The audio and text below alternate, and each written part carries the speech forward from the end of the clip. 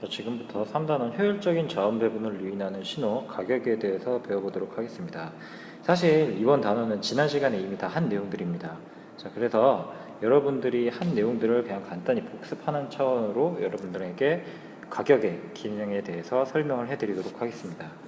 먼저 저번 시간에 우리가 배운 내용을 복습을 해보면 또 그래프를 그릴게요. 가격, 수량 곡선을 그리고, 자, 수요 곡선은 우하향하고 공급 곡선은 우상향하는 형태를 그리게 되는데요. 자, 요때 자, 균형 가격이 바로 수요량과 공급량이 일치하는 바로 요 지점에서 형성이 된다라고 했는데, 이때 P0를 균형 가격, 그리고 Q0를 균형 거래량이라고 한다고 했습니다.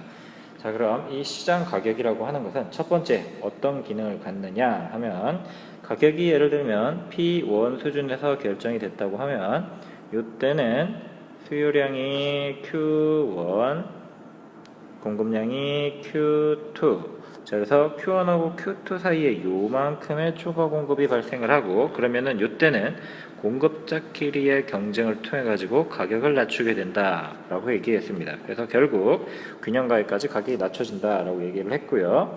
그럼 가격이 만약에 P2에서 형성이 됐다라고 한다면 P2일 때 공급량은 Q1, P2일 때 수요량은 Q2라고 이제 한다면, 그러면은 요만큼의 Q2하고 Q1 사이 이만큼의 추가 수요가 발생을 하게 되고, 그럼 이때는 가격을 더 주고서라도 사려고 하는 사람들이 물건을 살 것이고요. 공급자는 가격이 올라가니까 공급량을 늘리게 되어가지고 결국 요 지점까지 가격이 올라가게 돼서 균형 가격에서 결국엔 만나게 된다. 즉, 가격이 상승하면 생산자는 생산량을 증가시켰고요. 소비자는 소비량을 감소시켰다는 얘기입니다. 자, 그럼 가격이 하락하게 되면 생산자는 생산량을 감소시킬 것이고 소비자는 소비량을 증가시키게 될 것인데, 자, 요게 첫 번째 역할인 바로 정보를 제공하는 신호등인 가격의 역할을 의미를 합니다. 자, 그럼 여러분들 학습지 8쪽에 있는 내용들 여러분들이 빈칸 채워넣을 수 있겠고요. 두 번째, 자, 가격을 보고 움직이는 소비자와 생산자라고 했는데, 자, 이 제시문을 읽어보게 되면, 자, 주말에 가족들과 함께 무슨 백화점에 갔다고 한대요. 뭐 세일 기간이었대요. 그래서 사람들이 북새통을 이뤘다고 합니다.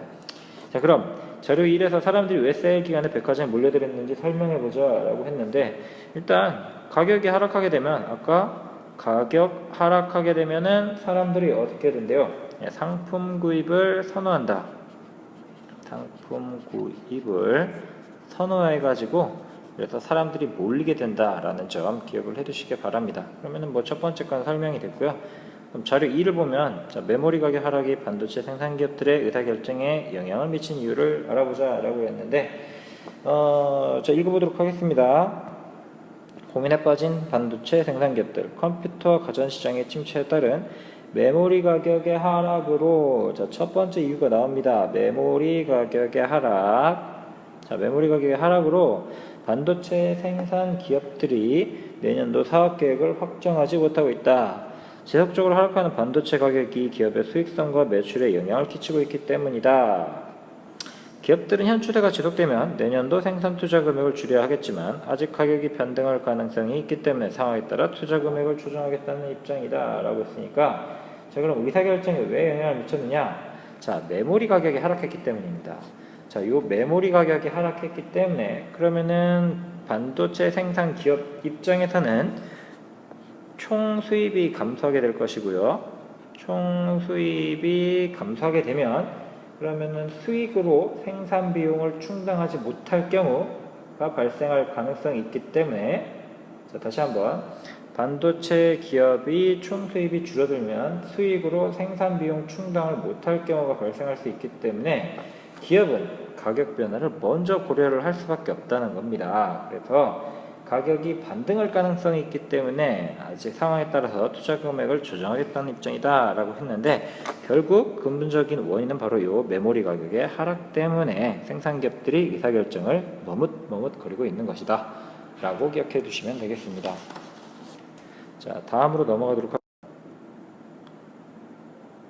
자, 자원을 또 효율적으로 배분하는 기능을 가지네. 자, 두 번째 기능인데요. 자원을 효율적으로 배분하는 가격, 가격이라고 나와 있는데요.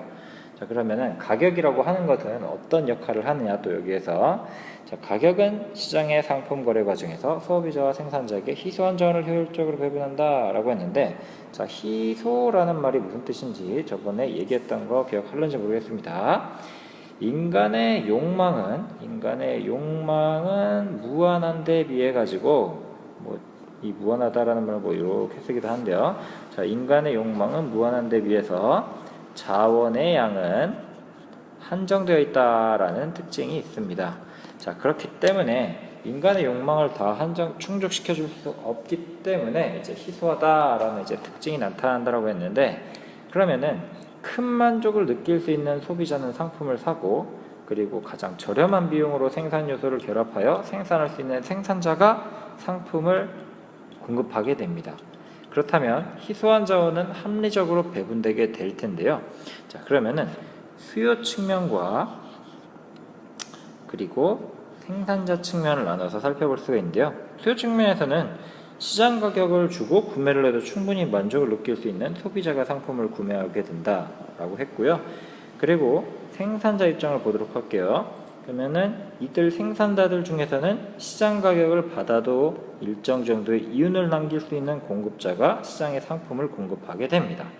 자, 그럼 수요 측면과 공급 측면에 맞아가지고, 그래서 결국은 자원이 효율적으로 배분된다. 필요한 사람이 생산하고 필요한 사람이 구매를 하도록 자연스럽게 돕는다 라고 해서 자원의 효율적 배분이라는 말을 두 번째 칸에다가 넣으시면 됩니다. 그러면은 나머지 형성평가 문제는 되게 간단하니까요. 여러분들이 직접 풀어보시고 이번 단원은 이 정도로 끝내도록 하겠습니다.